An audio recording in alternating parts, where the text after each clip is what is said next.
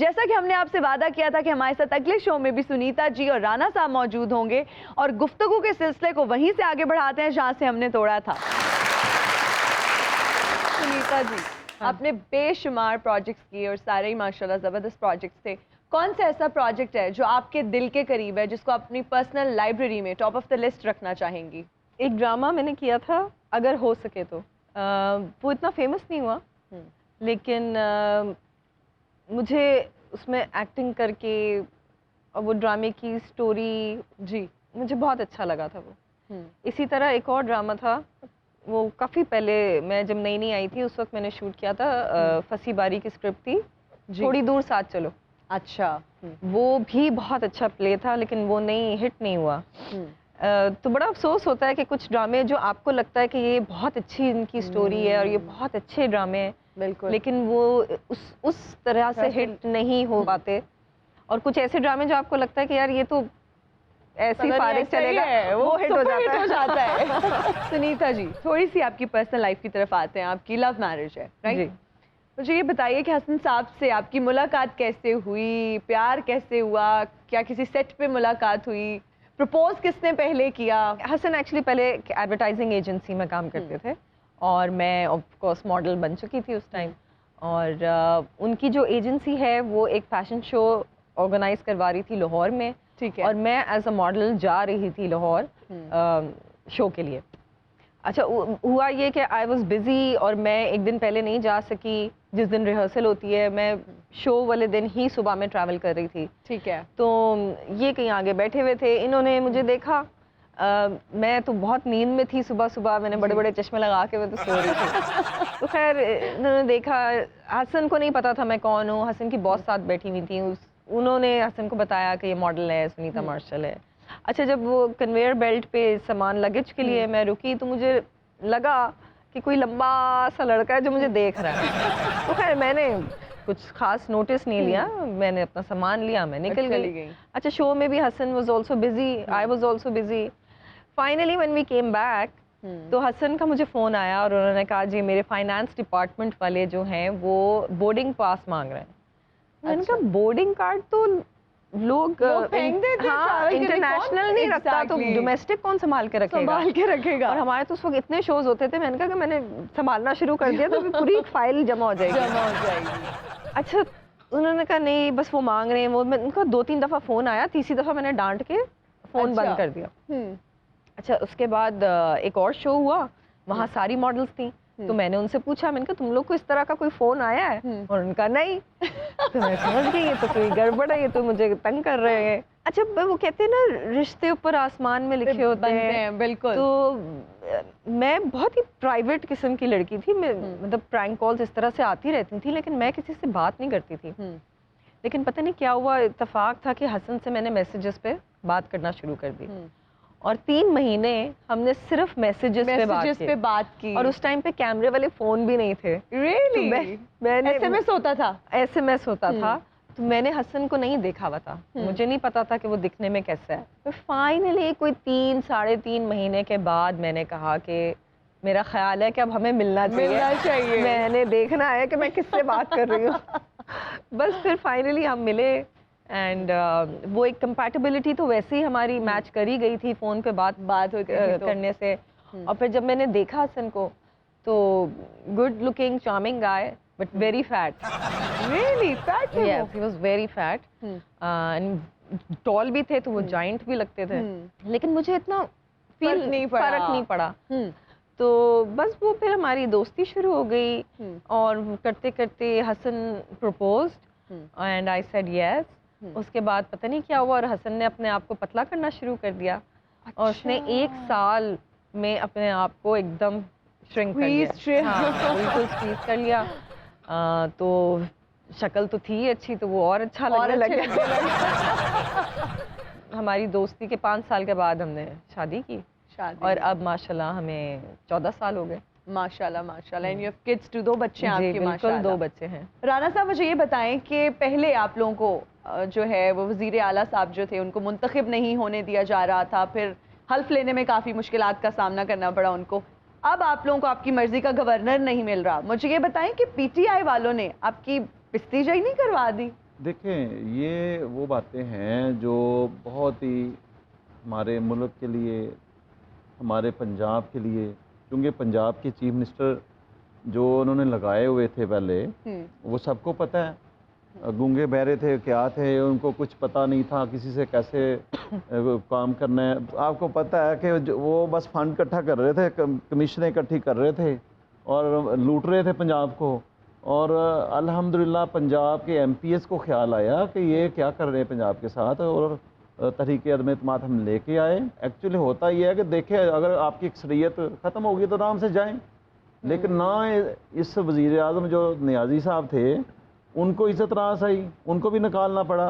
रात 12 बजे तक बिठाए रखा, 11:55 तक। और यहाँ भी इन्होंने पूरा जोर लगाया कि कभी इलेक्शन मुलतवी, और असम्बली के अंदर प्राइवेट लोगों को लेके आ गए। हमारे लिए बड़ी ही अफसोसनाक है।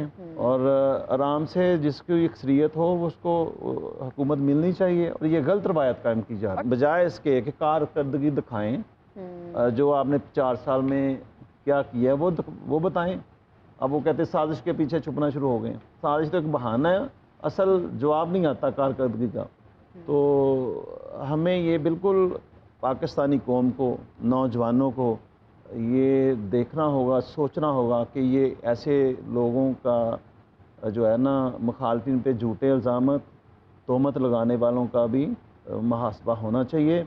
और जो लोग इनके गैदरिंग में जाते हैं उनको भी समझने की ज़रूरत है। तो जी राणा साहब, खान साहब ਤੁਹਾਡੇ गले 'ਚ फस गए ने, ना तुसी हजम कर सकते हो तो ना निकल सकते। जब खान साहब हुकूमत में थे तो उन्होंने आपको जेल में डाला हुआ था, अब वो ऑपोजिशन में है तो उन्होंने आपको नुकरे लगाया हुआ है। पीटीआई ਤੁਹਾਡੇ ਵਾਸਤੇ ਉਹ ਬੇਮਜ਼ਾ ਸਾਧਨ ਹੈ ਜਿਹੜਾ ਕਿ ਬੰਦਾ ਨਾ ਖਾ ਸਕਦਾ ਤੇ ਨਾ ਸੁੱਟ ਸਕਦਾ। ਰਾਣਾ ਸਾਹਿਬ ਭੁੱਲ ਜਾਓ ਹੁਣ 2013 ਵਾਲੀਆਂ ਗੱਲਾਂ। PTI ਨੇ ਨਾ ਹੁਣ ਤੁਹਾਨੂੰ ਜੀਣ ਦੇਣਾ ਤੇ ਨਾ ਤੁਹਾਨੂੰ ਮਰਨ ਦੇਣਾ, ਤੁਹਾਨੂੰ ਚੈਨ ਨਹੀਂ ਲੰਘਣਾ ਇਹਦਾ। ਨਾ ਉਹਨਾਂ ਨੇ ਤੁਹਾਡੀ ਹਕੂਮਤ ਚੱਲਣ ਦੇਣੀ ਹੈ ਤੇ ਨਾ ਉਹਨਾਂ ਨੇ ਤੁਹਾਨੂੰ ਨਸਣ ਦੇਣਾ। ਨਾ ਉਹਨਾਂ ਨੂੰ ਨਵਾਂ ਇਲੈਕਸ਼ਨ ਕਰਾਉਣ ਦੇਣਾ ਤੇ ਨਾ ਉਹਨਾਂ ਤੁਹਾਨੂੰ 1.5 ਸਾਲ ਚੱਲਣ ਦੇਣਾ। अभी तो ये वक्त बताएगा ना जी। 2 ਮਹੀਨੇ तो हो गई राणा साहब ਤੁਹਾਡੀ ਕਬੀਨਾ नहीं बनने ਦਿੱਤੇ, बाकी टाइम भी उन्होंने इदां ही गुजार देना। सोच तो ये होनी चाहिए, हुकूमत हो या अपोजिशन, कि जो मुल्क के लिए ना सब इकट्ठे मिल के चले। ठीक है, गलत चीज़ें हैं उसकी मुखालफत करनी चाहिए, लेकिन ये कोई तरीका नहीं है कि आप मुल्क को नुकसान पहुंचा दें। पाकिस्तान तो पहले होना चाहिए ना, पाकिस्तान का मफाद सबसे पहले होता है और पार्टीज का मफाद बाद में होता है। राणा साहब कोई 6-7 महीने नहीं, मैं 14 महीने पूरे करने जे। तू अगला साह पूरा करने बड़ी गल धन बेटे, मेरे बेटे ਵੱਡਿਆਂ ਦੀ ਵੀ ਸੁਣੋ। ਜਿਹੜਾ ਤੂੰ ਮੇਰੇ ਵਾਸਤੇ ਬੋਲਣ ਡਿਆ, ਇਹਨਾਂ ਤੇ ਮੈਂ ਨਹੀਂ ਬੋਲਿਆ। अपनी क्यादत को तो डिफेंड करना है ना जी। ਮੈਂ ਸਦਕੇ ਜਾਵਾਂ ਬੇਟੇ, ਮੈਨੂੰ ਵੀ ਮੌਕਾ ਦੇ, ਮੈਂ ਵੀ ਡਿਫੈਂਡ ਕਰਾਂਗਾ। ਮੈਂ ਕੋਈ ਥੱਥਾ ਤਾਂ ਨਹੀਂ। ਤੁਹਾਨੂੰ ਜਦੋਂ ਵੀ ਮੌਕਾ ਦਿੰਦੇ ਤੁਸੀਂ 5 ਸਾਲ ਨਹੀਂ ਪੂਰੇ ਕਰਦੇ। ਉਹ ਜਿਹੜੇ 3 ਸਾਲ ਕਰਨਾ ਉਹ ਤਾਂ ਸਕੂਨ ਤੇ ਕੱਢਣਾ ਨਾ। ਸਕੂਨ ਦਾ ਆਹੀ ਟਾਈਮ ਆ ਜਿਹੜਾ ਤੁਸੀਂ ਉੱਥੇ ਕੱਢਣ ਡਏ। ਇੱਥੇ ਜਦੋਂ ਤੁਸੀਂ ਆ ਗਏ ਤਾਂ ਤੁਹਾਡੇ ਨਾਲ ਉਹੀ ਹੋਣੀ ਜੋ 2016 ਚ ਹੋਈ। ਮੂੰਹ ਨਾ ਅੱਛਾ ਹੋਵੇ ਤੇ ਗੱਲ ਅੱਛੀ ਕਰਿਆ ਕਰ ਰਾਸ਼ਦ ਕਮਾਲ। ਤੁਹਾਡਾ ਨਾ BP ਹਾਈ ਹੋ ਰਿਹਾ ਮੀਆਂ ਸਾਹਿਬ, ਤੁਸੀਂ ਨਾ ਤੂੰ ਨਾ ਬੋਲ। ਨਹੀਂ ਨਹੀਂ ਪਤਾ ਕੀ ਮੇਰੇ ਦਿਲ ਕਰਦਾ ਮੈਨੂੰ ਇਹਨੂੰ ਉਛਲ ਕੇ ਲੱਤ ਲਾ। ਸਾਹਿਬ ਤੁਹਾਨੂੰ ਡਾਕਟਰ ਨੇ ਮਨਾ ਕੀਤਾ ਸੀ। ਫਿਰ ਸੱਟ ਲਵਾ ਲਿਆ, ਹੁਣ ਫਿਰ 6 ਮਹੀਨੇ ਉੱਥੇ ਹੀ ਹੈ। बाती होने की क्या जरूरत है, आप एक शो में आए हुए हैं, आप प्लीज थोड़ा आराम से। ਇਹਨਾਂ ਨੂੰ ਪਤਾ ਨਹੀਂ ਮੇਰੇ ਭਰਾ ਦੀ ਵਫਾਕ ਵਿੱਚ ਹਕੂਮਤ ਹੈ ਤੇ ਪੰਜਾਬ ਵਿੱਚ ਮੇਰੇ ਭਤੀਜੇ ਦੀ ਟਕੇ ਟਕੇ ਤੇ ਮਰਾਸੀ ਸਾਨੂੰ ਜੁਗਤਾ ਕਰਨਗੇ। ਮੀਆਂ ਸਾਹਿਬ ਸਾਡੀ ਪੇਮੈਂਟ ਨਾ ਘਟਾਓ, ਸਮਝ ਆਈ। ਓਏ ਮੇਰੇ ਨਾਲ ਇੰਜ ਨਹੀਂ ਕਰਕੇ ਗੱਲਾਂ ਨਾ ਕਰ ਓਏ। अच्छा मियाँ साहब बात सुने, भाई की हुकूमत भी है, भतीजे की हुकूमत भी है, अब आ जाए पाकिस्तान वापस। ਮੈਂ ਆ ਜਾਵਾਂ ਤੇ ਪੁਰਾਣੇ ਕੇਸਾਂ 'ਚ ਵੱਡੇ ਮੀਆਂ ਸਾਹਿਬ ਅੰਦਰ ਹੋਣ ਤੇ ਛੋਟੇ ਮੀਆਂ ਸਾਹਿਬ ਵਜ਼ੀਰ ਆਜ਼ਮ ਹੋਣ। ਹੁਣ ਤੇ ਜਿਹੜਾ ਤੁਸੀਂ ਜਦੋਂ ਬਾਹਰੋਂ ਆਉਣਾ ਨਾ, ਜਿਹੜਾ 에어ਪੋਰਟ ਤੋਂ ਰਨਵੇ ਬਣਿਆ ਵਾ, ਸਿੱਧਾ ਅਡਿਆਲਾ ਦੇ ਵਿੱਚ ਆਉਂਦਾ। ਆਰਾਮ ਨਾਲ ਬਹਿ ਜਾਓ, ਸਾਡਾ ਮੁੰਡਾ ਆ ਔਰ ਹੈ ਵੀ ਉਹ ਬੜਾ ਹੱਥ। ਨਾ ਜੀ ਭਾਜੀ ਵਾਪਸ ਆਉਣਾ ਚਾਹੁੰਦੇ ਆ, ਲੇਕਿਨ ਮੈਂ ਨਹੀਂ ਆਉਣ ਦਿੰਦਾ। क्यों? ਮੇਰੀ 14 ਮਹੀਨਿਆਂ ਵਾਲੀ ਹਕੂਮਤ 3 ਮਹੀਨੇ ਨਹੀਂ ਚੱਲਣੀ ਜੇ ਭਾਜੀ ਆ ਗਏ ਤੇ। ਤੁਹਾਨੂੰ ਪਤਾ ਹੈ ਆਉਂਦੇ ਹੀ ਐਸਾ ਇੱਟ ਖੜਕਾ ਸ਼ੁਰੂ ਕਰਦੇ ਨੇ। ਆਪ ਇਹਨਾਂ ਨੇ ਕਦੀ 5 ਸਾਲ ਨਹੀਂ ਪੂਰੇ ਕੀਤੇ ਤੇ ਮੈਨੂੰ ਇਹਨਾਂ ਨੇ ਸਾਲ ਨਹੀਂ ਕੱਢਣ ਦੇਣਾ। ਇਹਨਾਂ ਜੀ ਤੁਹਾਨੂੰ ਮੈਂ ਦੱਸ ਸਕਦਾ ਇਹਨਾਂ ਨੇ ਕਦੋਂ ਆਉਣਾ। कब? ਇਹਨਾਂ ਨੇ 2 ਮਹੀਨੇ ਪਹਿਲੇ ਆਉਣਾ, ਹੁਕੂਮਤ ਮੁੱਕਣ ਤੋਂ ਪਹਿਲੇ। ਤੇ ਜਦੋਂ ਇਲੈਕਸ਼ਨ ਦਾ ਪਹਿਲਾ ਰਿਜ਼ਲਟ ਆਉਣਾ, ਇਹਨਾਂ ਨੇ ਵਾਪਸ ਵੀ ਬਹਿ ਜਾਣਾ। ਨੀਤਾ ਮਾਰਸ਼ਲ, ਮੈਂ ਲੰਡਨ ਬੈਠ ਕੇ ਤੇਰੇ ਬੜੇ ਡਰਾਮੇ ਵੇਖਣ ਡਿਆ। मियाँ साहब हम भी यहाँ बैठ के वहाँ के ड्रामे देख रहे हैं। ਅਸੀਂ ਇੱਥੇ ਬਹਿ ਕੇ ਇੱਕ ਦੂਸਰੇ ਨੂੰ ਵੇਖ ਰਹੇ ਹਾਂ। ਨਹੀਂ ਨਹੀਂ ਮੀਆਂ ਸਾਹਿਬ ਡਰਾਮਾ ਇੱਥੇ ਕਰਦੇ ਨੇ, ਐਂਡ ਉੱਥੇ ਕਰਦੇ ਨੇ ਜਾ ਕੇ। ਤੁਸੀਂ ਸਾਡੇ ਡਰਾਮੇ ਵੇਖ ਰਹੇ ਹੋ, ਅਸੀਂ ਤੁਹਾਡੇ ਡਰਾਮੇ। ਫਿਰ ਸਾਡੀ ਲੜਾਈ ਕਿਹਦੀ? ਛੱਡ ਦਿਓ ਇਮਰਾਨ ਨਿਆਜ਼ੀ ਨੂੰ ਫਾਲੋ ਕਰਨਾ, ਵੱਡੇ ਮੀਆਂ ਨੂੰ ਫਾਲੋ ਕਰੋ। ਇਹ ਗਾਣਾ ਸੁਣਿਆ, ਛੋਟੇ ਮੀਆਂ बड़े मियाँ। ऐसे मियाँ साहब हो सकता है आपको वो फॉलो करती हो, लेकिन ऐस गाने तो बाद ना उन्होंने नहीं करना। ਅੱਛਾ ਬੇਟੇ ਨਵਾਂ ਸੂਟ ਪਾਏ ਕੋਈ ਪਾਨ ਦੀ ਪੀਕ ਸੁੱਟ ਦੇ ਅੱਛਾ ਅਮੀਰ ਸਾਹਿਬ ਤੁਹਾਨੂੰ ਉਹਨਾਂ ਨੇ ਫਾਲੋ ਕਰ ਲੈਣਾ ਸੀ ਅੱਜ ਜਿਹੜਾ ਇਹ ਸਟੈਪ ਕੀਤਾ ਨਾ ਇੱਥੋਂ ਦਿਲ ਤੋਂ ਲੱਥੇ ਹੁੰਦਾ ਮੀਆਂ ਸਾਹਿਬ ਨੇ ਜਿਹਦਾ ਵੀ ਦਿਲ ਚੜਾਉਣਾ ਹੋਵੇ ਨਾ ਉਹਦੇ ਸਾਹਮਣੇ ਇਹੀ ਸਟੈਪ ਕਰਦੇ ਨੇ। ਉਹ ਤੈਨੂੰ ਪਤਾ नहीं लगा इधरले गुर्दे च दर्द है ਉਹਨੂੰ मैनेज कर देने ऐ करके ऐसे आता अच्छा मुझे ये बताएं कि क्या शादी के बाद काम करना आसान हो गया है या कुछ मुश्किलात आई, रुकावटें आई? कहा जाता है कि जब खूबसूरत लड़कियां जो शोबिज़ में होती हैं शादी कर लेती हैं तो प्रोजेक्ट्स काम मिलते हैं, इज दैट ट्रू? इसमें कोई सदाकत है? मेरे साथ तो ऐसा नहीं हुआ। देखिए अगर आपकी फैमिली सपोर्टिव है तो फिर तो आप आराम से काम कर सकते हैं, कोई मसला नहीं है। तो हसन की फैमिली जो है वो इतनी सपोर्टिव थी कि मुझे कुछ नहीं पता होता कि किचन में क्या हो रहा है, खाने में क्या बन रहा है, मुझे उस चीज़ की टेंशन नहीं है। मैं आराम से अपने काम पे जाती हूँ, काम करके वापस आ जाती हूँ। और स्पेशली बच्चों के टाइम सबसे ज़्यादा सपोर्ट आपको चाहिए होती है बच्चों के वक्त। तो जब बच्चे पैदा हो रहे थे तो ऑफ कोर्स मैंने ब्रेक लिया, मैंने 3 साल का ब्रेक लिया क्योंकि मेरा बेटा और फिर 2 साल के बाद बेटी। तो उस वक्त तो बहुत ज़्यादा सपोर्ट थी मुझे हसन की तरफ से भी, हसन की फैमिली की तरफ से भी। उनकी वजह से ही मैं कहती हूँ कि मैंने अपना वेट कम किया, फिर मैंने वापस से मॉडलिंग स्टार्ट की, ड्रामे स्टार्ट किए। हाँ ड्रामे कम मैंने कर दिए, मैं साल में सिर्फ 2 ही प्रोजेक्ट्स करती थी, लेकिन वो मेरी अपनी मर्जी थी। हाँ, मतलब मुझे किसी ने फोर्स नहीं किया। हाँ, फोर्स नहीं किया था क्योंकि ऑब्वियसली बच्चों को भी टाइम देना है ना। ट्रू।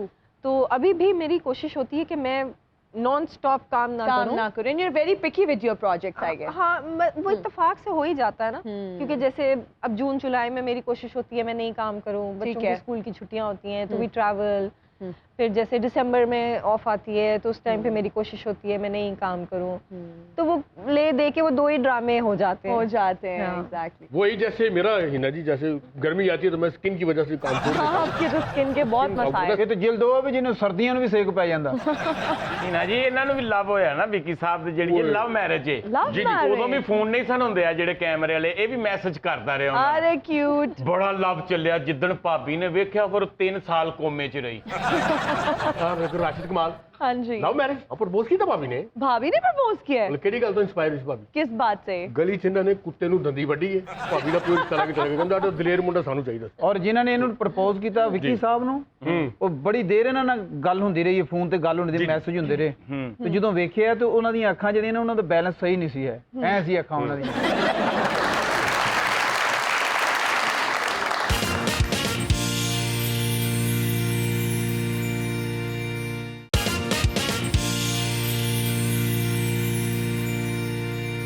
और अब हाजिर हैं ब्रेक के बाद। आप देख रहे हैं तारों से करें बातें। सुनीता जी, आपका फैशन सेंस इतना अच्छा है माशाल्लाह, यू आर फैशनिस्टा, तो किससे इंस्पायर्ड है? कोई रोल मॉडल है? किसको देख के बड़ी हुई है? मुझे जो अपने पे खुद पे अच्छा लग रहा होता है आई डू दैट।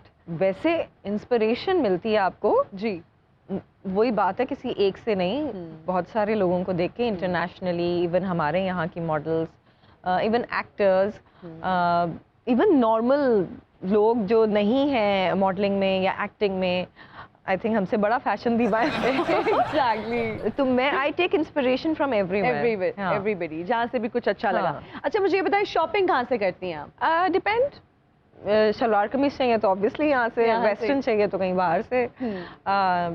क्या फिनिकी हैं या कोई बहुत ज्यादा चीजों को लेके ये है कि ब्रांडेड होने चाहिए पर्स? किस चीज को लेके होता है कि यार मेरी वॉच जो है वो ब्रांडेड होनी चाहिए, परफ्यूम अच्छा होना चाहिए, जूता, या फिर किस चीज को कलेक्ट करने का शौक है? ब्रांड से मुझे कोई फर्क नहीं पड़ता, ब्रांडेड हो ना हो, चीज पसंद आनी चाहिए।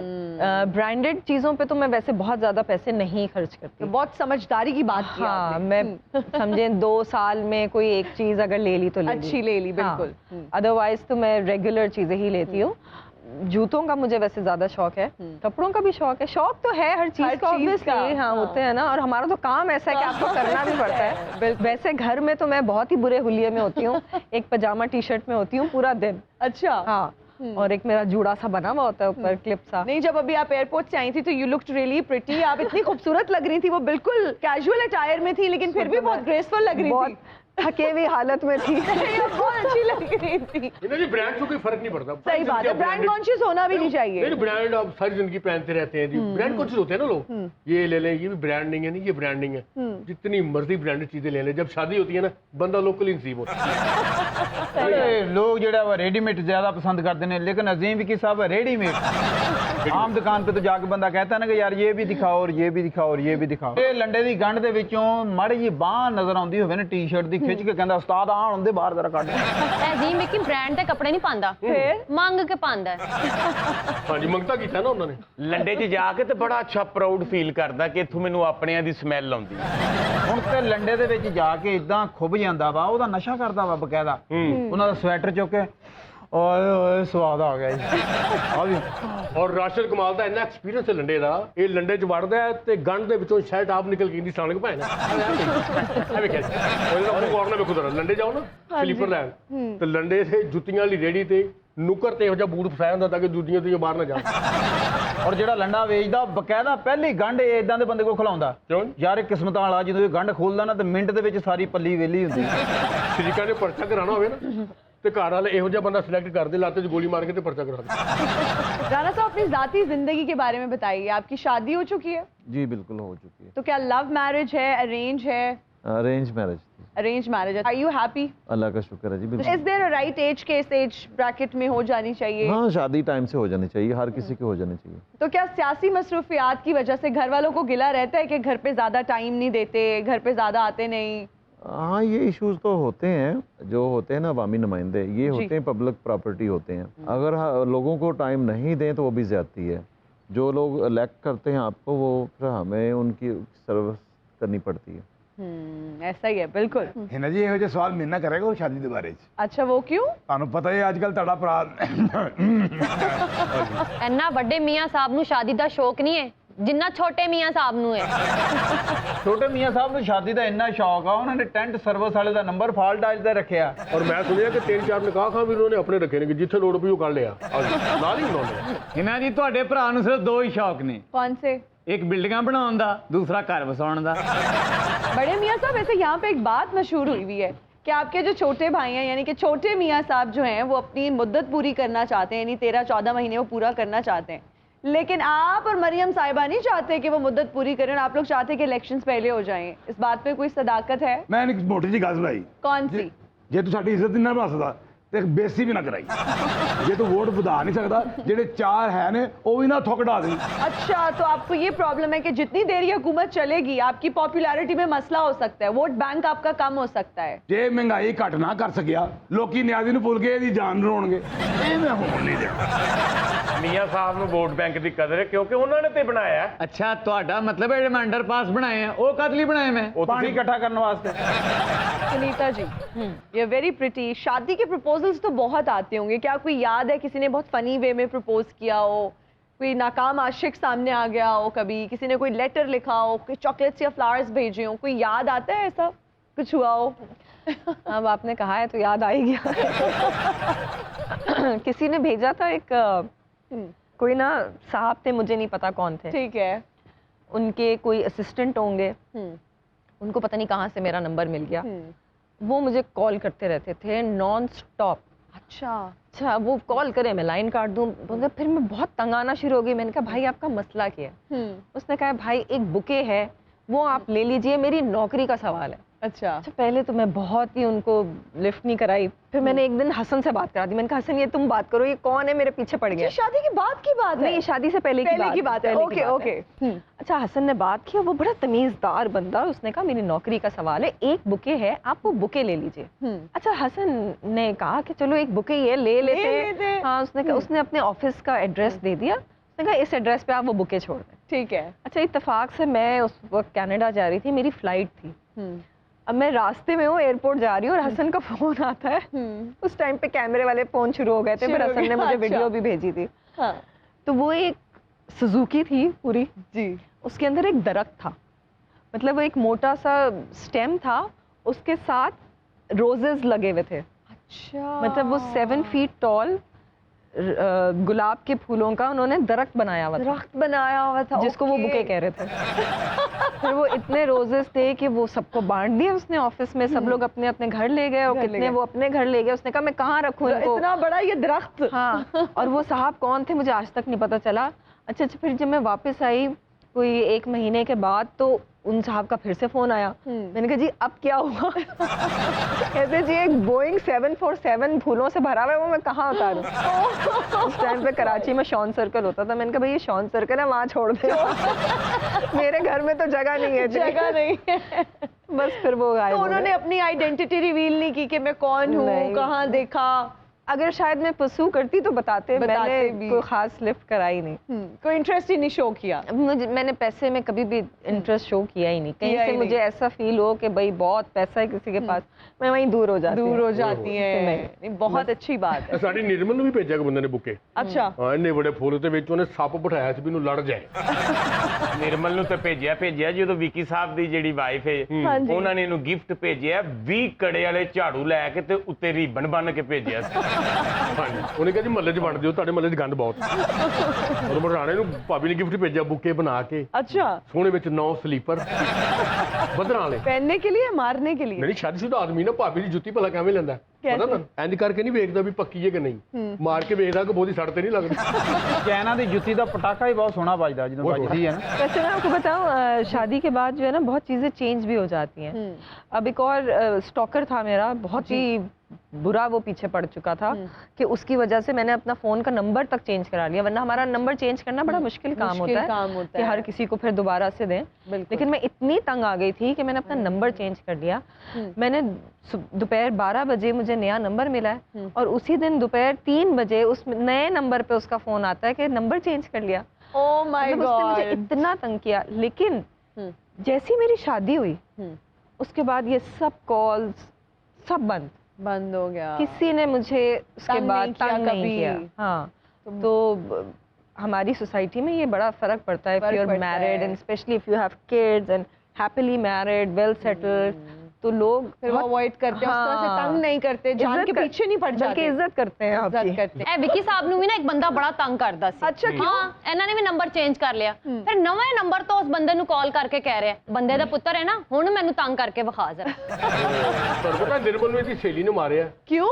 3.5 ਲੱਖ ਰੁਪਇਆ ਦੇਣਾ ਉਹਦਾ, ਤੇ ਫੋਨ ਤੇ ਉਹਨੂੰ ਫੋਨ ਕਰੇ ਤੇ ਕੋ ਬੈਲ ਭਲਾ ਕਿਹੜੀ ਲਾ ਲਈ, मानसी, ਚੱਲ ਰਹਿਣ ਦੇ ਚੱਲ ਰਹਿਣ ਦੇ। 3.5 ਲੱਖ ਮੈਂ ਕੋ ਰਹਿਣ ਦੇ। ਵਿੱਕੀ ਸਾਹਿਬ ਦੀ ਬੇਗਮ ਨੇ ਵੀ ਨਾ ਸ਼ਾਦੀ ਤੋਂ ਬਾਅਦ ਸਾਰੇ ਨੰਬਰ ਡਿਲੀਟ ਕਰਤੇ, ਸਿਰਫ ਇੱਕ ਨੰਬਰ ਕੋਲ ਰੱਖਿਆ, कौन सा? ਦਮੇ ਵਾਲੇ ਡਾਕਟਰ ਦਾ। ਅਸਥਮਾ ਕੀ ਮਰੀਜ਼ ਹੈ ਨਾ ਉਹ। ਇਹ ਤੇ ਕੱਪੜੇ ਧੋਂਦੀ ਹੈ, ਵਿੱਚੋਂ ਕੇਸ ਵਾਈ ਇੰਨੀ ਪੈਂਦੀ ਹੈ, ਦਮਾ ਤੇ ਹੋਣਾ ਹੀ ਹੈ।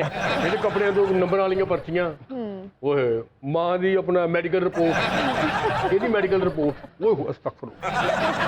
ਇਹਦਾ ਟੋਟਲ ਅਸਾਸਾ ਹੈ। सही बात है। ਗੁਰਬਤ ਇਹਨਾਂ ਦੇ ਘਰ ਆਂਦੀ ਰਹਿੰਦੀ ਜਿਵੇਂ ਇਹਨਾਂ ਦੀ ਸਕੀ ਭਾਣਜੀ ਇਹਨਾਂ ਦੀ।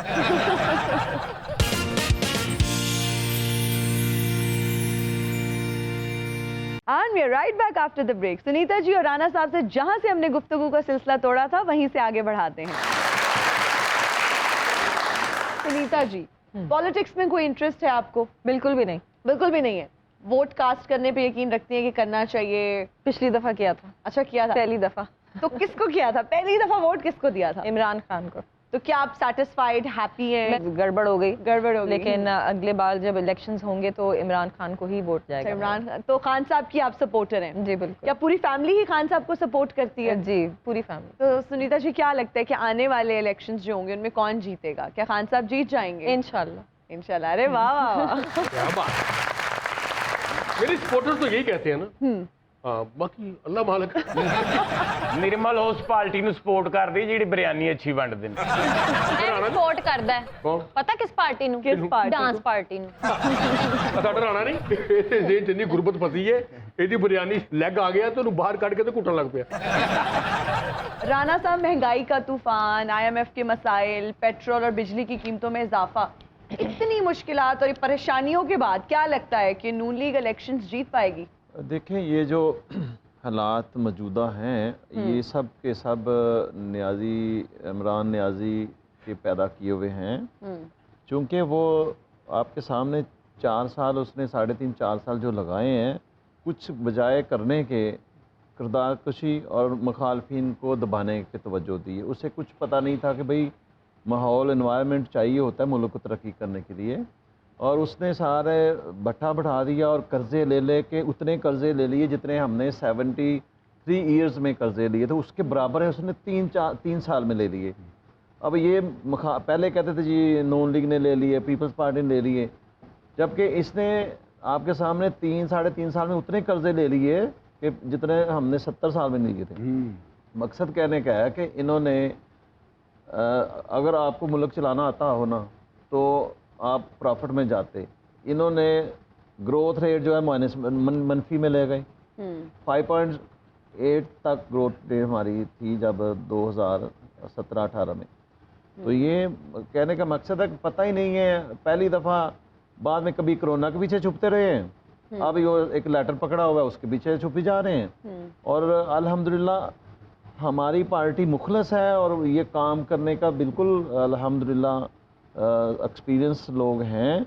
लेकिन मसला ये है कि ये जो मुल्क को इन्होंने IMF के जो मुआहदे इन्होंने किए हैं अपनी नालायकी की वजह से, उसमें से हमें निकलना है। हमारी क़यादत को पाकिस्तान के अवाम का एहसास है, इसलिए वो बोझ अपने ऊपर ले रहे हैं, लेकिन फिर भी मुश्किल फ़ैसले तो करने होंगे। लेकिन वो हमारी क़यादत की यही कोशिश है कि पाकिस्तान की अवाम पे कम से कम बोझ पड़े, बल्कि ना पड़े।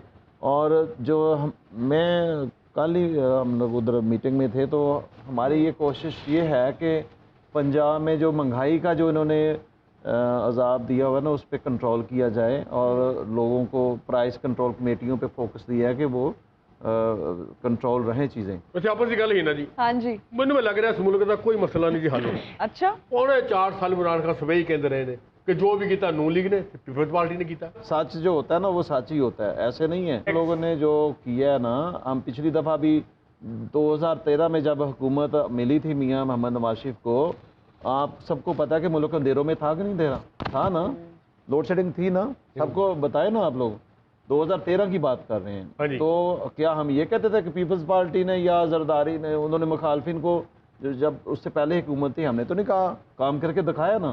तो ये ऐसे नहीं होता, ये जो रियलिटी है वही रियलिटी होती है, हकीकत ही होती है। राणा साहब, जब इतने मसाइल थे तो आप लोग ना पकड़ते हुकूमत? किसने कहा था कि 4-6 महीनों के लिए आप लोग हुकूमत पकड़ लें? हुकूमत उनके अपने बंदों ने कराई है, उनके जो अपने MNAs जो इमरान नियाजी साहब के जो MNAs थे उन्होंने कराई है, हमने तो नहीं कराई उनकी हुकूमत। हम तो चाह रहे थे कि इलेक्शन आए, हमें जिम्मेदारी अगर मिली है, लेकिन हम उस पर फिर इंशाल्लाह पहरा देंगे और काम करेंगे। सेना ने जी जी देखिया जी कैसा बच्चा तैयार किया। मैं क्या उत्थे बैठे बच्चे तैयार करी जाते तैयार होके आप क्यों नहीं आउंदे पाकिस्तान?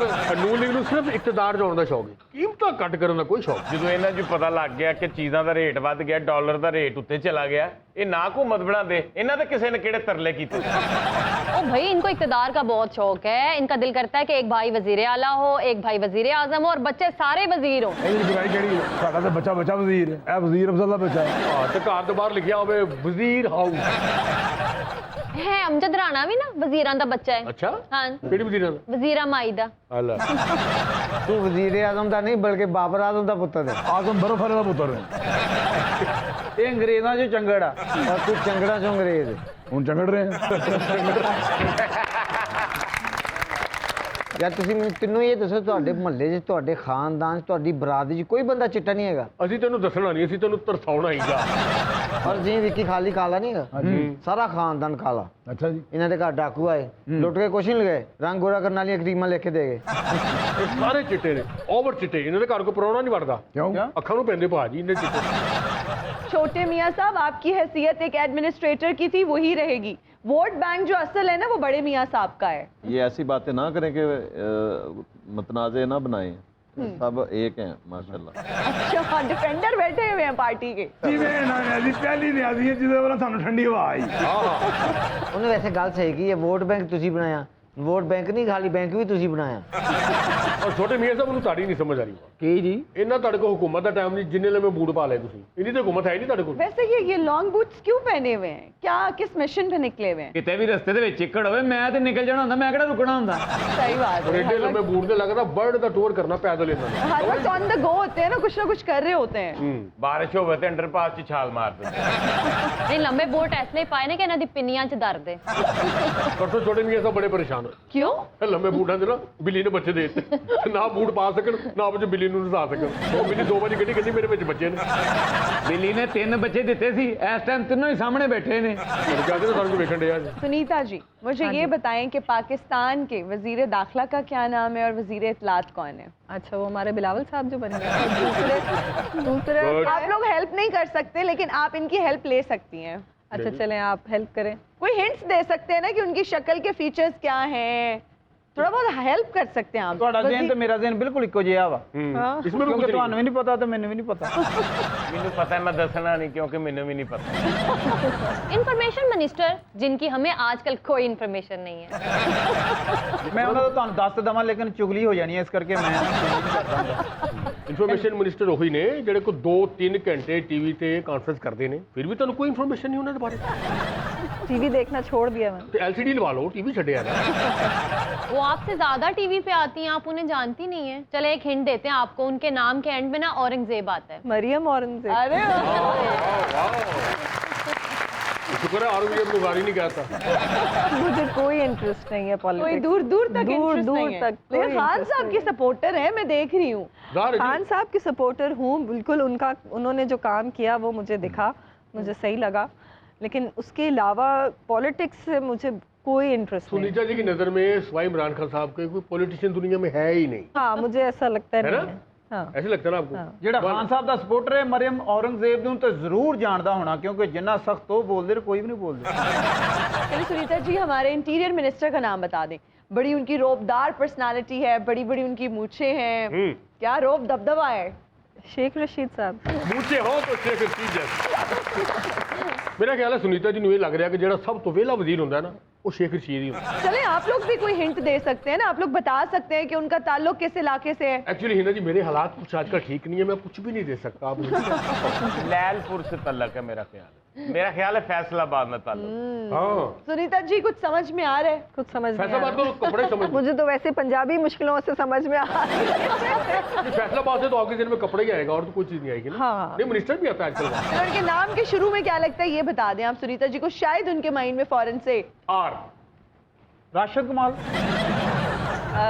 राना सनाउल्लाह। ओह वाह, ब्रिलियंट। और अब निर्मल से जानते हैं कि उनके पास अजीबो गरीब खबरें कौन सी हैं। अंधाधुंध भागता हुआ घोड़ा सवार समेत नाले में जा गिरा। और इससे राशिद कमाल वाली स्टोरी ये भी खोते थे बेटा तो खोता नु लेकर नाले चला गया। मैं कहा बाहर आके ना नहीं मुझे मस्त माहौल में जीने दे।